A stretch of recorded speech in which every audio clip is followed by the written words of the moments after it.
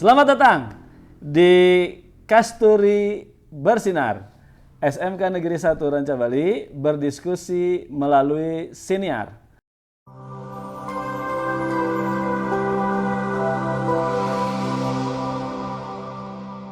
Ini merupakan podcast pertama di SMK Negeri 1 Ranca Bali yang diselenggarakan oleh tim dari podcast Kasturi Bersinar, yang pada kesempatan pertama ini kita akan mendatangkan narasumber yang sangat spesial. Narasumber utama dari SMK Negeri 1 Ranca Bali yaitu Bapak Kepala SMK Negeri 1 Ranca Bali, Bapak Tisna Saipudin, SPD MM.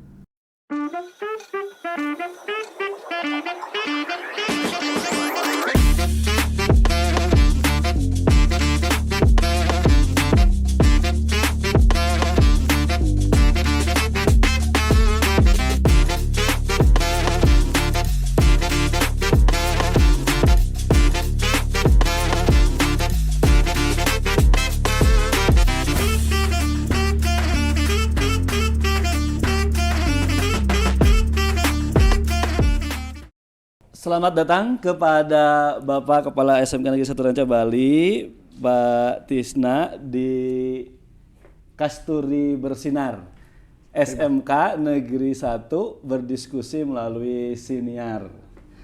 Nah ini podcast pertama Pak kita nih luar biasa. dari tim podcastnya SMK Negeri 1 Ranca Bali. Alhamdulillah. Bapak sekarang menjadi narasumber pertama, nanti akan dibahas mungkin mengenai sejarah Pak ya, kemudian hari ini kita SMK kita seperti apa, kemudian ke depan SMK kita akan dikembangkan menjadi seperti apa. Sebelumnya gimana Pak kabarnya, baik? Alhamdulillah, luar biasa Pak Arif, sehat, tidak menwa ya. Kita mah abdi Pak kamari. Sudah pulih. Jangan Pak Arif saja, saya juga kenal. Saya juga kenal menwa, alhamdulillah. Ya. Sekarang lagi ini Pak, puasa Pak? Insya Allah masih gaduh sambutannya. Masih gaduh sambutan, tapi sanes ngodoan Pak Arif ya. Sanes ngodoan ya. Mohon doanya. Satu, sesuai dengan syariat ya. Iya. 6 hari di bulan Syawal kita coba membiasakan lah. Nah itu sepertinya sudah dicontohkan oleh Bapak nih ya dalam hal kita masuk ke visi Pak ya, visi dari sekolah kita. Kalau saya baca di sini, terwujudnya SMK Negeri 1 Ranca Bali yang mampu menghasilkan lulusan yang agamis. Ya. Nah, ini sudah dicontohkan nih oleh Bapak kita sekalian ya, bahwa sebagai insan SMK Negeri 1 Ranca Bali kita harus agamis. Seperti apa Pak siswa agamis yang diharapkan oleh SMK Negeri 1 Ranca Bali ini sebenarnya? Ya, terima kasih Pak Arif. Sebetulnya saya tidak bermaksud mencontohi. Tidak maksud mencontohi saja. Itu mungkin karena sudah menjadi habit aja ya. Terkait dengan visi SMK Ranca Bali ya, salah satunya adalah menghasilkan siswa yang agamis. Sebagai makhluk Tuhan, saya berharap atau kita semuanya berharap siswa SMK Ranca Bali sadar sebagai makhluk Tuhan juga. Jadi menempatkan posisi agamis sebagai pondasi yang betul-betul kuat yang perlu kita tingkatkan di lingkungan sekolah. Baik dalam kehidupan sehari-hari mereka di sekolah, terlebih nanti dalam kehidupan sehari-hari ketika mereka terjun ke masyarakat. Umpamanya ada pembiasaan baik ketika memulai pembelajaran, ada kegiatan mengaji, ada mungkin melantunkan Asmaul Husna mungkin bisa. Kemudian pada saat waktu ibadah sholat zuhur, mereka berkegiatan dengan sholat berjamaah di masjid terdekat karena kita belum punya masjid ya. Di masjid terdekat. Atau barangkali ke depan kita sudah punya tempat sendiri mah kita bisa melaksanakan seperti kemarin bulan suci Ramadan Pak ya. Bahwa yang menjadi musola itu adalah sehamparan bumi gitu ya, bisa digunakan, jadi bisa dikelola bisa. Kami juga berharap ke depan kita memiliki tempat beribadah ya, salat ya, masjid ya. Kemudian ada pembiasaan lain terkait dengan siswa yang berkarakter agamis, tapi ini tidak sifatnya memaksa, tetapi lebih kepada kesadaran dalam hal uniform, berpakaian. Berpakaian yang sesuai dengan syariat agama gitu. Baik laki-laki maupun perempuan Pak ya? Ya, laki-laki maupun perempuan, tapi yang laki-laki tetap yang laki-lakinya ya. Jangan sampai laki-laki berpakaian perempuan. Jangan sampai bergamis. Bagaimanapun perempuan yang bergamis lebih cantik daripada laki-laki yang bergamis. Iya baik, jadi memang di sekolah kita program ya untuk mendukung visi itu juga sedang dijalankan Pak ya. Sedang dan terus kita galakan. Di antaranya mungkin beberapa kegiatan keagamaannya, misalnya kalau sholat berjamaah, yang kemarin di Sanlat itu kita di kelas Pak ya. Bisa. Karena memang kita belum punya masjid, nah nanti mungkin barangkali ada donatur Amin. yang mau menyumbang untuk masjid di sekolah kita, insya Allah lah kita siap ya. Kemudian ada juga visinya itu berkepribadian luhur Pak ya. Ya betul. Berkepribadian luhur yang dimaksud ini kira-kira indikasinya nanti kalau siswa yang berkepribadian luhur itu yang diharapkan oleh sekolah kita itu nanti seperti apa Pak? Ya, itu lebih ke mengaplikasikan gitu ya. Dari karakter yang pertama tadi, siswa yang agamis diterapkan dalam kehidupan sehari-hari. Tentu pondasi agamis adalah siswa-siswi yang berkepribadian luhur, memiliki akhlakul karimah yang baik. Siap. Seperti ada pembiasaan yang sudah dan selalu kita galakan, anak-anak kan setiap bertemu dengan guru senyum, sapa, salam gitu. Kemudian ada tamu senyum, sapa, salam juga. Tentu hal-hal tersebut juga adalah hal-hal yang perlu kita terus kembangkan sehingga dalam kehidupan sehari-hari mereka muncul bagaimana berkontribusi, berinteraksi dengan sesama, dengan yang lebih tua, dengan yang lebih rendah. Jadi asah asih asuh dalam berinteraksi diantaranya buat baik seperti itu. Iya. Dan ini beberapa program ya Pak di sekolah kita untuk yang berkepribadian luhur biasanya kita juga ada ke program berbagi Pak ya. Betul. Ya. Berbagi dengan sesama. Biasanya kita dengan program yang pesantren kilat waktu itu membagikan takjil buka bersama, kemudian siswa, juga di gerbang biasanya guru harus sudah ada yang salam Pak ya dengan siswa-siswa yang baru datang. Itu sebagai salah satu langkah supaya berkepribadian luhur. Kemudian juga ada mandiri Pak ya. Di sini ada visi supaya lulusan kita itu nanti mandiri. Kira-kira bagaimana? Sebagai sekolah vokasi, sikap kemandirian itu sesuatu yang mutlak bagi seorang siswa begitu ya.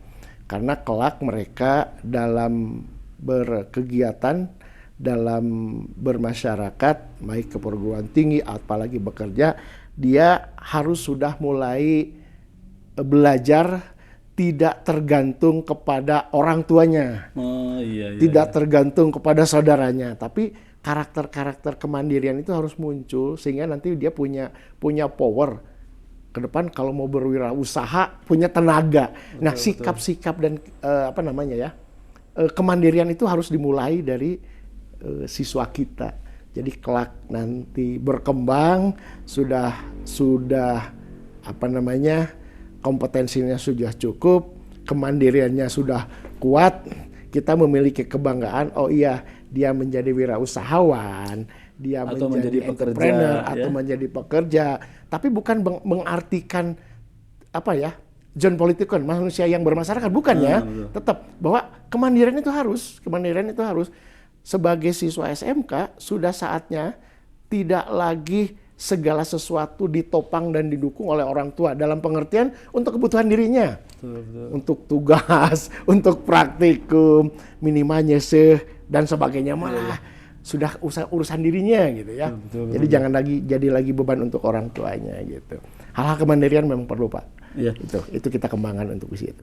Itu juga mungkin yang dalam kegiatan program pembelajaran praktek, Pak ya. Betul, biasanya praktek, itu nampak latihan-latihan kemandirian ya. Betul. Apalagi jurusan hospitality misalnya. Jurusan hospitality itu kemandirian. Betul. Kemudian ada juga nih menghasilkan lulusan profesional di bidangnya. Nah ini kita nih di sekolah kita tuh ada 4 jurusan, Pak 4 ya. kompetensi ya, betul. Ada 4 kompetensi. Ada kompetensi perhotelan, Pak ya. Perhotelan. Kemudian kuliner, APHP dan ATPH. ya. Nah kira-kira kalau melihat kepada kompetensi-kompetensi yang ada, ini profesional di bidangnya masing-masing ini kira-kira harapan kita sebetulnya seperti apa, Pak? Ya, kalau berdasarkan basic kompetensi yang dimiliki, harapannya anak itu sesuai dengan kompetensinya nanti ke depan gitu ya. Iya. Jadi ada link and match yang bisa kita masuki dan anak juga matching dengan kompetensinya gitu ya. Betul. Sementara ini kan, tapi bukan hanya di kita, ini banyak gitu ya. Betul. Ketika anak di kompetensi A, dia bekerja di kompetensi B. Nggak ngeling ya gitu sebenarnya. Tapi kan kata kuncinya anak bekerja gitu ya. Anak itu bekerja. Nah, harapan kita justru kalau memang memiliki kompetensi yang sesuai dengan kompetensi yang ada, yang pertanian memang di bidang pertanian, tapi bukan berarti harus bertani begitu ya. Betul. Dia harus berinovasi bagaimana caranya mengemas bidang pertanian itu memiliki ruh tersendiri dengan kompetensinya dimiliki gitu ya. Untuk perhotelan atau apa namanya tadi hospitality, kuliner atau APHP di wilayah kita, Pak Arif, di Ranca Bali kan yang jelas-jelas di sini komoditasnya banyak pertaniannya. Betul. Pertanian, sayuran, kemudian buah-buahan. Saya sering merangsang kepada siswa, termasuk ngobrol dengan orang tua terkait APHP nih, agrobisnis pengolahan hasil pertanian. Di sini kan hasil pertaniannya banyak kan. Betul. Nah, tinggal mengolah di sini dengan kompetensi APHP mau jadi yang mana nih?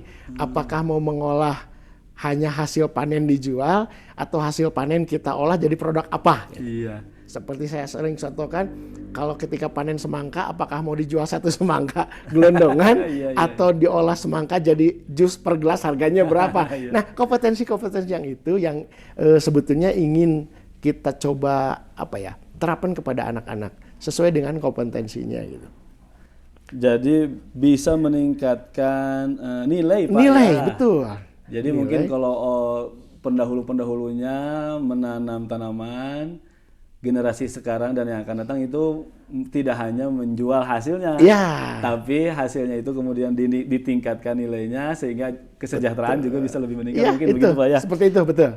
Jadi profesional di bidangnya masing-masing, terutama hospitality kita juga daerah wisata. Daerah nih, wisata, Pak, ya. betul. Dan Ciwidey itu katanya prioritas wisata nomor 1 di Jawa Barat. Alhamdulillah. Jadi nanti pemerintah Provinsi Jawa Barat juga akan mengutamakan menjadikan tempat ini sebagai perhatian prioritas, lebih ya di wilayah perhatian kita. lebih. Betul. Maka pekerjaannya juga harusnya dari sini, Pak ya. Warga dari sini yang kemudian belajar dulu di sekolah kita, nanti setelah jadi profesional harus mengisi lowongan-lowongan kerja yang ada di daerah kita sendiri. Betul. Gitu.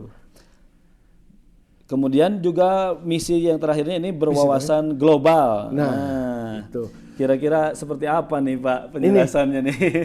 Siswa SMK Ranca Bali, saya berharap lulusannya itu tekurung batok gitu ya. Nah, iya. Dunia tidak selebar daun kelor Betul, gitu betul. ya. Ada pepatah seperti itu. SD di Ranca Bali, SMP, SMK-nya di Ranca Bali, bekerja juga di Ranca Bali. Pendidikan itu selalu up to date ya. Betul. Baru terus. Nah, saya berharap dalam visi siswa SMK Ranca Bali menghasilkan lulusan yang mempunyai kompetensi global di situ, bahwa suatu saat siswa SMK Ranca Bali ada yang mempunyai kemampuan, ada yang mempunyai kompetensi, yang mampu bekerja apapun itu, melanjutkan atau apapun lain. Itu tidak hanya sebatas di Ranca Bali, bisa saja ke mancanegara. Setuju. Mancanegara. Dan terbukti kalau tidak salah ada satu Iya. lulusan yang Kita sudah bukan omon-omon lagi, Pak. bukan omon-omon lagi. Kita punya lulusan yang tahun kemarin berangkat ke Jepang ya, Iya, jurusan betul itu. APHP. Jurusan Artinya kan APHP, Pak ya. APHP. Nah, APHP. itu kan kalau sebatas di sini tidak memiliki wawasan global seperti itu, ya sakitu-kitu namanya pendidikan Betul, gitu ya. betul. Nah, diharapkan visi SMK Ranca Bali terkait dengan siswa itu adalah anak yang memiliki wawasan global. Dan itu sudah ada programnya, Pak ya. Kita sudah bekerja sama dengan GIEC itu Ya, ya. JIJEK gitu ya. Nah, GIEC Sudah itu bekerja sama. Kemarin kita sudah ada Sosialisasi betul. dari GIEC supaya merangsang teman-teman atau ya siswa-siswa untuk mau bekerja di global gitu ya, di mancanegara. Dan kalau tidak salah sekarang peluncuran apa, Pak? 1.500 lulusan SMK untuk jadi imigran itu, Pak, kemarin. Ada informasi, jadi di Jawa Barat itu dengan tiga kementerian dan 120 SMK gitu kalau tidak salah. Itu hari ini launching pengiriman 1.500 tenaga kerja. Ya mudah-mudahan salah satunya ada siswa. Nah, itu. Bukan salah satu, ya tidak salah semuanya gitu. Ada siswa SMK Ranca Bali yang mengikuti program tersebut gitu. Karena kalau misalnya lulusan kita diserap oleh wisata di Ciwidey dan di Bandung misalnya, itu pasti masih ada beberapa sisa, Pak ya. Jadi masih harus bisa ke luar lah gitu, ke global.